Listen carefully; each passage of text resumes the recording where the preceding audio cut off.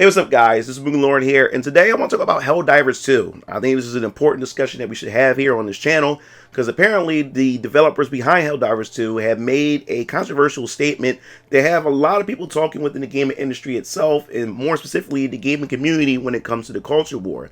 Because the developers behind Helldivers 2 has made a statement claiming that gaming and making a good game should be more important than attaching contemporary politics in video games, and it should stay out of video games, which I totally agree with. So before we even dive into this video, make sure to hit the subscribe button and notification bell for more gaming content here on this channel.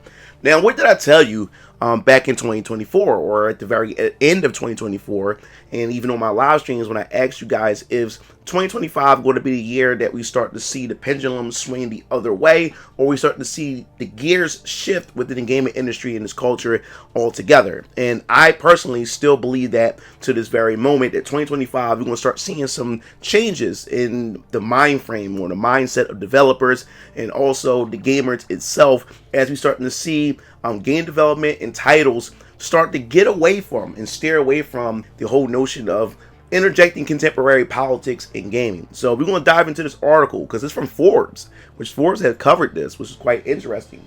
So it says, Helldivers 2 director, make good games. Don't make a contemporary political statement. And I personally agree with that. I think that we need to get back to what gaming was always about. Creating good games, great narratives, great stories, and great characters that people can resonate with and just simply fall in love with them, and they survive the test of time throughout gaming history.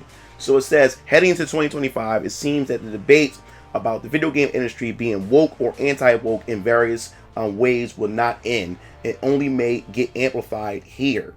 And I guess somewhat agree with this. I think it's going to get worse before it gets better in terms of the discussion, in terms of, the heat that is bringing between, both sides, the woke and the anti-woke side when it comes to the discussion. And you're going to start seeing that tug of war between both sides going back and forth as you start to see more developers beginning to be more vocal about this. And that's what I said before. We're going to start seeing more developers. And don't be surprised, Western developers, you're going to start seeing them being more vocal, talking about their disdain for, woke ideology and politics being implemented in these games now that it's starting to become much more safe to actually come out and not be canceled about it. So, to continue on, it says that DEI, diversity, equity, and inclusion, is another buzzword thrown around, and now it's back in the form of the director of Helldivers 2 responding to a question about it.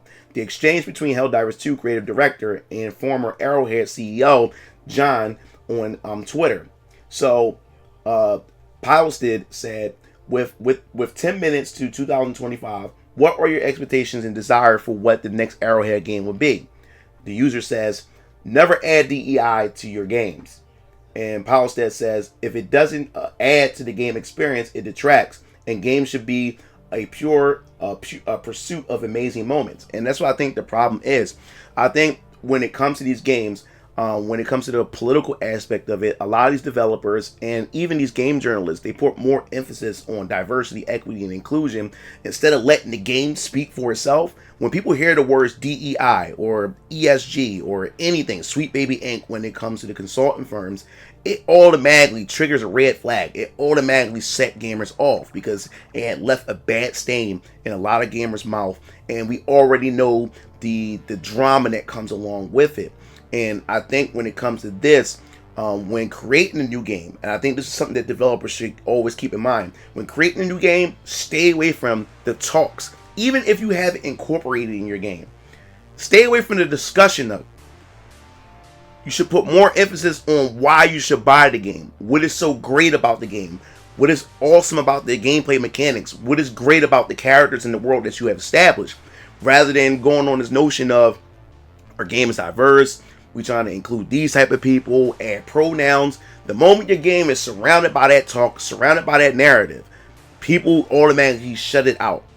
And I think going into 2025, that should be the new take when it comes to these games. So, the user says, how would DEI have benefited Helldivers 2? And Pilestead said, I don't like labels, but mankind is united in extreme xenophobia of Super Earth. Hashtag inclusion. So maybe that's DEI. I really don't care. Make good games. Don't make contemporary political statements. And I totally agree about that, especially in their game that they have for Helldivers 2. And that was a good marketing tactic right there to push emphasis on the game itself. And I agree with what he said. Just create a good game. And as I said before in previous other videos that I continue to repeat myself about this, respect the gamer's time. That's all gamers ask for. Respect their time, respect the player base, and know what your audience is and what they like, and cater to that audience. That's all you need to do. So in 2024, Helldivers was held as an example of being not woke, as it was just about soldiers killing bugs. But as Powell said, there's of course an undercurrent of extreme xenophobia, echoing a sci-fi parable that inspired it, Starship Troopers. Great film, by the way. I love that movie. Classic, instant classic. Got it on DVD. In terms of diversity and inclusion, that's just not really a thing in Helldivers 2, in the sense that there are male Helldivers and female Helldivers, and everyone's just wearing helmets anyway. The story is kill things, trying to attack Super Earth, and that's the point. Especially with this game, yes, you can choose a male or female, and that's as far as it goes. Your main objective is just to kill fucking bugs, and that's it. You're not worrying about whether this person, if this male character is fucking another male, or this female is bisexual, or if this person's a trans. None of that is important. The whole objective of this game is to suit up, go on these planets, and kill bugs. And that's all that's important. And make it fun. Make it enjoyable. Make it something that gamers will experience for a lifetime and always talk about throughout gaming history. That's all that's important. None of that other stuff matters. And even when it comes to the interviews of the games, and I noticed when the game was first announced, there was no talks about diversity. There was no talks about approaching sexism or the patriarchy and everything like that, which is why this game at the beginning received a lot of I guess you say pushback from the from gaming journalists and things like that, or especially on the woke side, gave it a lot of pushback because it didn't talk about those things and put emphasis on those things, because that wasn't important. They had a game, and they want people to play the game. And the only way to stop people from playing your game or not give your game a try is speak nonsense like that. Especially in a game that's a sci-fi shooter where you kill bugs, where none of that shit matters anyway. So let's continue. On the left, no one was ever accusing Helldivers 2 of being anti-progressive, namely focusing on the fact that it was actually very political, with that message focused on xenophobia and a government lying to its people under the guise of patriotism, which would technically be a contemporary political statement. Though, I suppose if you want to differentiate between political statements and political themes, you could get off on that technicality. Now, I was talking to a friend of mine on my boy Code, on my Discord, where a lot of people saying where he was asked a question or was told that everything's political, and in a sense, yes and no, but it all depends on how you go about it. And what this article said right here is a difference between when you're making a game to make a political statement, to tell people how to think, and to preach down to people. That's where these problems come. And it's when you take real life or what's going on in current, politics, and you put in current politics in the game that coincide with the real world, when there's no difference between the real world and what's going on in the game, and then you're trying to spread a message to convince people, whoever they are trying to paint as the bad guy on the political spectrum, and who's the good guy, and they telling you should not root for these people, and these people on this side may have some valid reasons why they're doing what they're doing, but they're telling you not to root for these people. You need to root for these people because this group right here fall in line with my politics as a developer and as a company and everything like that. That's where the problem comes in. You're allowed to have political themes in your games or in media in general. It's the fact that when you start taking contemporary things and of what's going on today and put them in the game, and then you preach down to people and you tell people how to think when it comes to it, instead of leaving it open-ended and leaving it open mind. Like, give you another example, Final Fantasy VII. Final Fantasy VII, people would call a political game. Yes, when it comes to Avalanche itself, Avalanche is considered eco-terrorism, and it talks about how corporations exploit the planets and resources and everything like that. But that's just the politics within the game itself. It's not trying to. Final Fantasy VII is not trying to preach to me about climate change and the damage that can be done to the planet if you don't, if you don't do this and don't do that. And it doesn't tell you who to root for and who not to root for. This is a fantasy world, and Shinra wasn't the big baddie. Was at the end of the game anyway. You found out Sephiroth, Genova, meteors coming from the sky. It was a whole big thing about it. But Final Fantasy VII wasn't trying to preach to you about those things. It was just the political theme, the political setup for that world and what those people are dealing with. Big difference. So there are room for all types of games. And I agree. There are rooms for all types of games. I would never say that politics in games should go away or whatever like that. There are spaces, there are games that are set up for that. Metal Gear Solid focuses on politics, but it's not even real world politics. Kojima also crafted it in a way where it's politics for that world and for that game, and everything like that. So yes, you're allowed to have politics in games. There's nothing wrong with that. So it said no one is demanding Helldivers 2 comment on racial justice or LGBTQ issues. But to say don't make games relevant to current political moments is a bit odd, to be sure. But of course, they should ideally be good games if so.